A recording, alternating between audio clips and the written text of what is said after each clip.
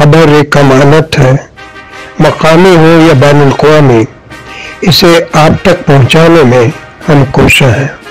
खबरों से बाखबर रहने के लिए चैनल सब्सक्राइब करके देखते रहिए टीवी फॉर यू। मीडियम है, ये इलेक्शन से भाग रही है, डरती है इलेक्शन लड़ते हुए। इनको फिर से मैं कहता हूं, ये इलेक्शन से गवर्नमेंट में नहीं बैठे, ऑक्शन से बैठे हुए हैं।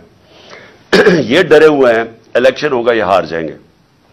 लिहाजा इसका मतलब ये है कि आइन की खिलाफ वर्जी हो जाए लेकिन इलेक्शन ना हो। और या फिर ये कोशिश कर रहे हैं, जो मैंने बात शुरू की थी कि मैं पार्टी का हेड हूं, हमें अभी तैयारी होनी चाहिए थी इलेक्शन कैंपेन की। मुझे अभी टिकट्स फाइनलाइज करने चाहिए थे लोगों के, ताकि वो हमारे सारे जो कैंडिडेट्स अपने हलकों में निकले, लेकिन अभी तक हमें डेट ही नहीं मिल रही। और ये किधर तक जाएंगे? क्या इनका वो ख्याल है जो इन्होंने कराची में किया था कि डिले करते करते, डेट्स चेंज करते करते आखिर में इतना थोड़ा टाइम दिया इलेक्शन से पहले को कोई कैंपेन ही नहीं कर सका, क्योंकि ये चाहते थे कि टर्नआउट कम हो।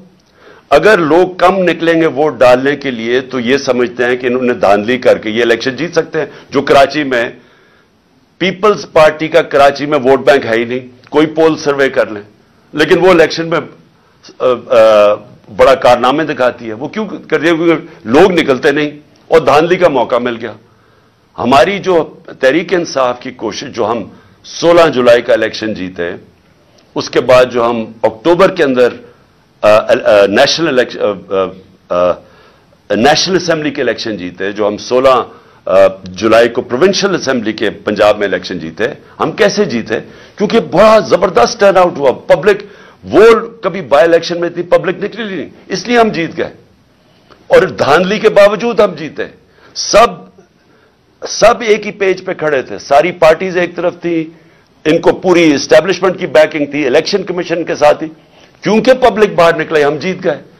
तो अब ये मुझे खौफ ये है कि कोशिशें कर रहे हैं कि एंड में जाके अगर इलेक्शन हो भी, पहले तो कोशिश इनकी है कि इलेक्शन ना होगा अगर एंड में, तो इतनी कम टाइम हमें कैंपेन का मिले कि ये उस कम कैंपेन को इस्तेमाल करते हुए ये इलेक्शन जीत जाए। बराह करम टीवी फॉर यू को लाइक, शेयर, सब्सक्राइब कीजिएगा। मिलते हैं नेक्स्ट वीडियो में, तब तक के लिए अल्लाह निगहबान।